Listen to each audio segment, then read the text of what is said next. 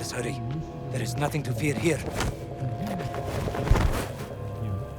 That's what scares me. Whatever happened to the movie game?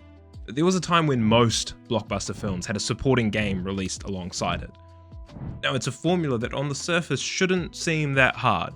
Take an already established IP that people are excited about, and most of your work is already done for you. All you have to do, yes, you, is make a game that just doesn't suck. There have been some gems from over the years that still hold a special place in gamers' hearts, like GoldenEye, Harry Potter and the Philosopher's Stone. How could we forget PS1 Hagrid? Wolverine Origins, and, of course, Over the Hedge. Now, whether we like it or not, movie games have become a thing of the past. It's probably because games cost so much to produce these days, and there are just so many movies coming out, more than ever before. But then, out of nowhere, a first-person Indiana Jones game gets announced. Developed by Machine Games, produced by Bethesda, and set in a time bridging the gap between Raiders of the Lost Ark and The Last Crusade. Not gonna lie, I was highly skeptical. As someone who has no real close connection with Indiana Jones, when I watched that first trailer, I just thought it looked real goofy. Hence why it has taken me so bloody long to get around to playing it. This game is brilliant. Like, I was literally lost for words, like, so many times throughout my time playing it. What? Look at this game.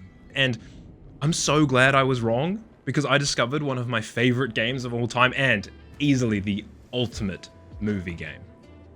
And yes, I know calling this a movie game is kind of a stretch, because rather than follow the events of any specific movie, it fills in the gaps between two of them. But so many of the opening level is a shot-for-shot recreation of Raiders of the Lost Ark, so shh. Now, this reference to the source material so early on really sets the tone for how much care the developers have put into making this game Indiana Jones. The stunning exotic locations, the deep, deep mysteries, and just plain old indie badassery.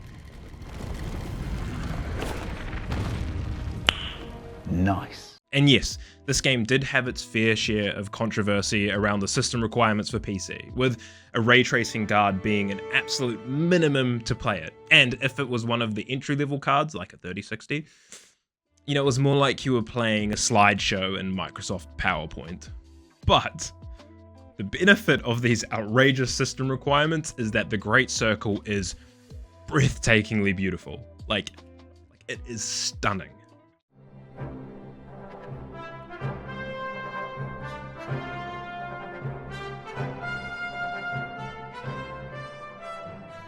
When I first started playing, I was barely coherent, because everywhere I looked, I just kept being like, wow, whoa, wow.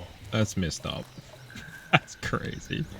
Have games gone too far? And when you combine this insane fidelity with some of the incredible environments you find yourself in, like the middle of the jungle, an ancient castle in the middle of Rome, the Vatican City, the motherfucking Sistine Chapel, and more locations that I'm not going to spoil for you right now, because you should go and play the game for yourself and discover them for the first time.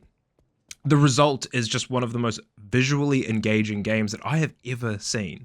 I mean, it's helped by the fact that 1937 was such an interesting year in world history. Like, when you go into the Vatican City, it's been occupied by Mussolini's black shirts. So you get this contrast of stunning historic architecture and hastily improvised military infrastructure. And the result is just something that's so interesting to be in. Now, the one exception to this rule is the facial animations. Like, most of the time they're fine, but sometimes they can just be a bit, uncanny valley.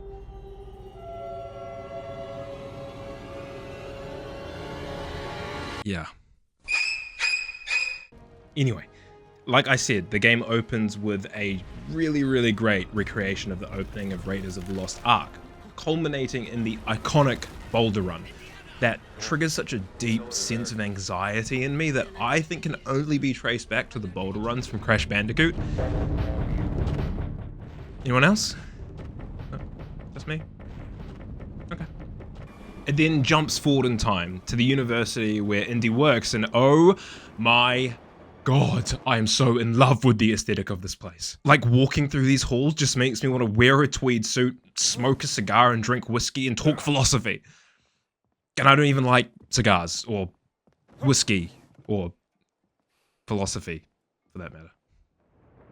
Then a surprisingly spooky sequence plays out where you're creeping through the university museum at night trying to find an intruder who's broken in, and you stumble upon this Latin-speaking lurch-looking mother and proceed to beat the snot out of him, / get the snot beaten out of you, introducing you to the Great Circle's combat system.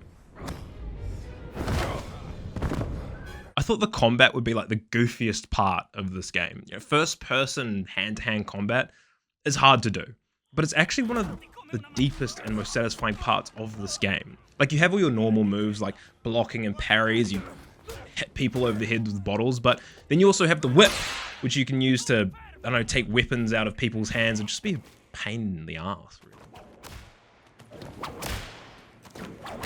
Oh, who is this poor individual? And then whenever you finish a combat phase, this little bit of music plays when you down the last guy, and man, it just tickles my brain like nothing else.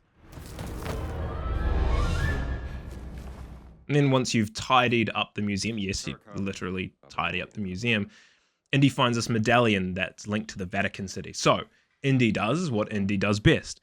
Abandon all his responsibilities as a lecturer and go gallivanting around the world. God, I wish that were me.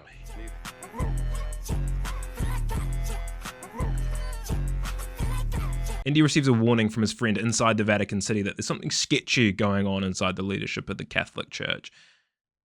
Shocking. So Indy has to sneak into the Vatican via a historic fortress in the center of Rome, and this introduces you to the Great Circle's stealth system.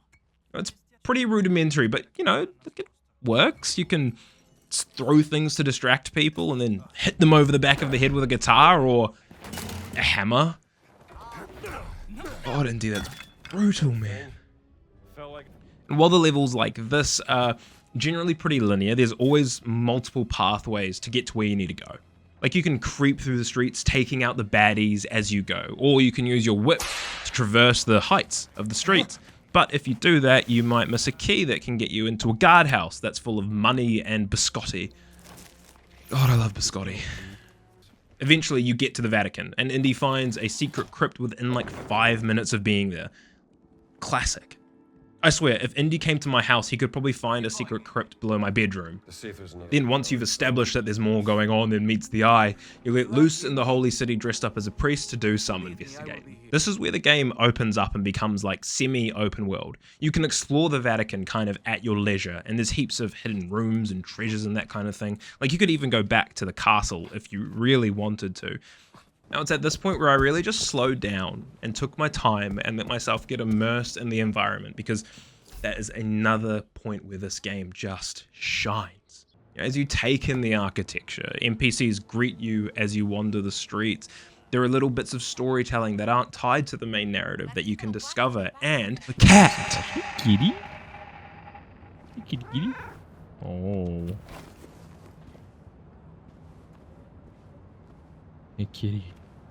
Now, this is about where I'm going to stop talking about my progression through the game, because I believe so much of the magic of this game is discovering these locations and uncovering the mysteries for the first time yourself. This is the ultimate movie game.